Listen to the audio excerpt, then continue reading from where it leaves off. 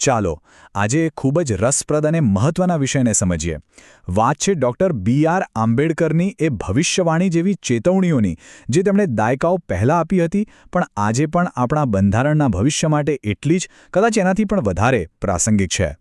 ક્યારે વિચાર્યું છે આ સવાલ વિશે? જુઓ, 1947માં બે દેશો એક સાથે આઝાદ થયા, પણ આજે એમની વચ્ચે જમીન આસમાનનો તફાવત છે. આવું કેમ? ઘણા કારણો છે, પણ એમાંનું એક સૌથી મોટું અને મૂળભૂત કારણ છે આપણો બંધારણ. તો ચાલો આની જ ઊંડાણમાં વાત કરીએ.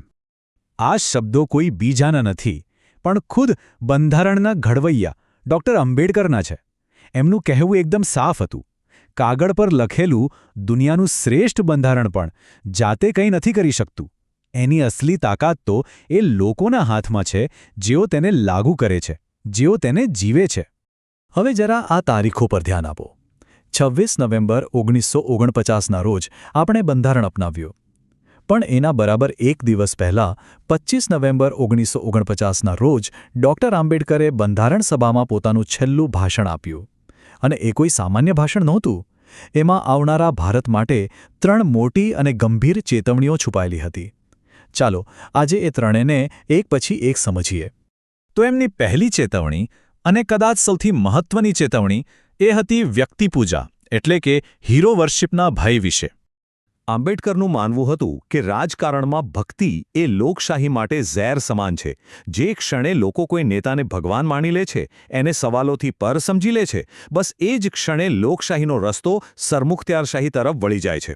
કારણ કે ભક્તિમાં સવાલ નથી હોતા, માત્ર સ્વીકાર હોય છે. આ સ્લાઇડ પર નજર કરો. તે બરાબર સમજાવે છે કે આ કલ્ટ એટલે કે અંધભક્તિ કેવી રીતે કામ કરે છે. જ્યારે એવું માની લેવાય કે નેતા તો ભૂલ કરી જ ન શકે, ત્યારે લોકશાહીનો જે શ્વાસ છે એટલે કે સવાલ પૂછવાનો અધિકાર એ જ ગૂંગળાઈ જાય છે. અને આ સરમુખત્યારશાહી માટેની એકદમ પરફેક્ટ રેસિપી બની જાય છે. હવે આવીએ એમની બીજી ચેતવણી પર. આંબેડકરનું કહેવું હતું કે સાચી લોકશાહીનો અર્થ ખાલી ચૂંટણીમાં વોટ આપી દેવા પૂરતો મર્યાદિત નથી. એ તો બસ શરૂઆત છે. આ વાક્ય એમના વિચારોનું હૃદય હતું. એમના મતે રાજકીય લોકશાહી તો એક ઇમારતનું માળખું છે, પણ જો એનો પાયો જ સામાજિક અને આર્થિક સમાનતાનો ન હોય તો એ માળખું ગમે ત્યારે ધ્વસ્ત થઈ શકે છે. અહીં જુઓ સાચી લોકશાહીના 4 મુખ્ય સ્તંભો. એક વ્યક્તિ, એક મત, એ તો થઈ રાજકીય લોકશાહી. પણ જો સમાજમાં સ્વતંત્રતા, સમાનતા અને ભાઈચારો જ ન હોય અને દરેકને આગળ વધવાની સરખી આર્થિક તક ન મળે, તો પછી માત્ર મત આપવાનો અધિકાર શું કામનો? અને આ બધાને એકસાથે બાંધી રાખે છે બંધારણીય નૈતિકતા. આ સવાલ પર આપણે સૌએ ગંભીરતાથી વિચારવાની જરૂર છે. વિચારો કે જેમને પેઢીઓથી શિક્ષણ, સંપત્તિ અને સન્માનથી દૂર રાખવામાં આવ્યા હોય, શું માત્ર વોટ આપવાનો અધિકાર મળી જવાથી એમના જીવનમાં ખરેખરો બદલાવ આવી જશે? બસ આ જ કારણે આંબેડકર સામાજિક ન્યાયને રાજકીય આઝાદીની પહેલી અને અનિવાર્ય શરત માનતા હતા. અને હવે એમની ત્રીજી ચેતવણી. એક એવી ચેતવણી જે આજે કદાચ સૌથી વધુ ચર્ચામાં અને પ્રાસંગિક છે. આપણા બંધારણના મૂળભૂત માળખા, એના આત્મા પર આવનારા જોખમો. તો આ મૂળભૂત માળખાનો સિદ્ધાંત છે શું? સાવ સાદી ભાષામાં કહીએ તો એ બંધારણનું રક્ષણાત્મક કવચ છે. સુપ્રીમ કોર્ટે ઐતિહાસિક કેશવાનંદ ભારતી કેસમાં સ્પષ્ટ કર્યું કે સંસદ ભલે બહુમતીથી કાયદા બદલી શકે, પણ એ બંધારણના આત્માને એટલે કે ધર્મનિરપેક્ષતા, સંઘવાદ, ન્યાયિક સમીક્ષા જેવા મૂળભૂત સિદ્ધાંતોને હાથ પણ ન લગાવી શકે.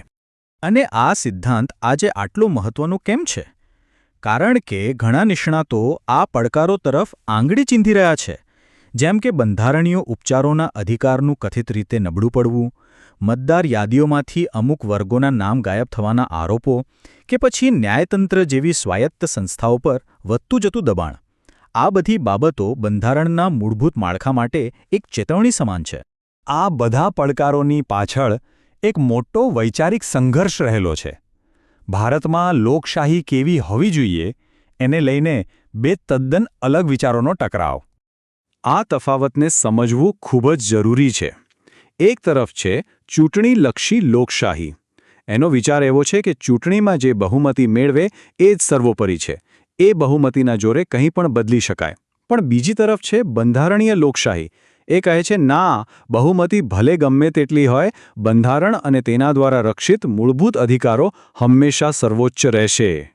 તો પછી આ ટકરાવનો ઉકેલ શું? ડૉક્ટર આંબેડકરના મતે આનો એક જ જવાબ છે, એક જ સાચો રસ્તો છે: બંધારણીય નૈતિકતા. આ બંધારણીય નૈતિકતા એટલે શું? આ શબ્દ થોડો ભારે લાગે, પણ એનો અર્થ બહુ સીધો અને સરળ છે. એનો મતલબ છે કે દેશ ચલાવનારાઓ અને નાગરિકો માટે બંધારણમાં લખેલા મૂલ્યો, જેમ કે સ્વતંત્રતા, સમાનતા, ભાઈચારો, બીજા કોઈ પણ રાજકીય દબાણ કે લોકપ્રિય લાગણીઓ કરતાં હંમેશા ઉપર હોવા જોઈએ. આનું એક ઉત્તમ ઉદાહરણ છે નવતેજસિંહ જોહર કેસ. એ સમયે ભલે સમાજના મોટાભાગના લોકો કલમ 377 વિશે અલગ રીતે વિચારતા હોય, સુપ્રીમ કોર્ટે લોકો શું વિચારશે એને બદલે બંધારણ શું કહે છે એને પ્રાધાન્ય આપ્યું. એમણે સમાનતાના બંધારણીય મૂલ્યને પકડી રાખ્યું. આને કહેવાય બંધારણીય નૈતિકતાનું પાલન. અને આ વાત આપણને ફરી ડૉક્ટર આંબેડકરની મૂળ ચેતવણી પર પાછા લઈ આવે છે. જ્યારે દેશની સંસ્થાઓ, પછી એ ન્યાયપાલિકા હોય, સંસદ હોય કે ચૂંટણી પંચ પોતાની સ્વતંત્રતા ગુમાવી દે છે, ત્યારે કારોબારી એટલે કે સરકારની શક્તિ પર કોઈ લગામ રહેતી નથી અને સત્તાનું આ સંતુલન ખોરવાઈ જાય છે. આ સંસ્થાકીય પતન કેવી રીતે થાય છે? એની એક પ્રક્રિયા છે, એક ચેન રિએક્શન જેવું છે. પહેલાં સંસદમાં ચર્ચા અને વિચાર વિમર્શ વિના કાયદાઓ પસાર થવા લાગે. પછી ન્યાયતંત્રમાં મહત્વપૂર્ણ કેસો વર્ષો સુધી અટવાઈ જાય. અને છેવટે કેન્દ્ર રાજ્ય સંબંધોમાં તણાવ વધે. આ દરેક પગલું લોકશાહીના પાયાને અંદરથી ખોખલો કરી નાખે છે. તો આ બધી ચર્ચાનો સાર શું છે?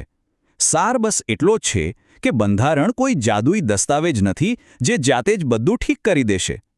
એનું અસ્તિત્વ અને એની સફળતા એને માનનારા નાગરિકો અને સંસ્થાઓની નૈતિક પ્રતિબદ્ધતા પર ટકેલું છે. સાચા અર્થમાં કહીએ તો બંધારણ માત્ર એક પુસ્તક નથી, એ એક જીવંત વચન છે જે આપણે સૌએ દરરોજ નિભાવવાનું છે. તો અંતે આ એક સવાલ આપણા સૌની સામે ઊભો છે. આઝાદીના 75 વર્ષ પછી ડૉક્ટર આંબેડકરની એ ચેતવણીઓ આજે આપણને શું શીખવી રહી છે? અને આ બંધારણના આત્માને જીવંત રાખવાની જે મોટી જવાબદારી છે, એમાં આપણી એટલે કે દરેક નાગરિકની ભૂમિકા શું છે? આના પર વિચારવું આજે સૌથી વધુ જરૂરી છે.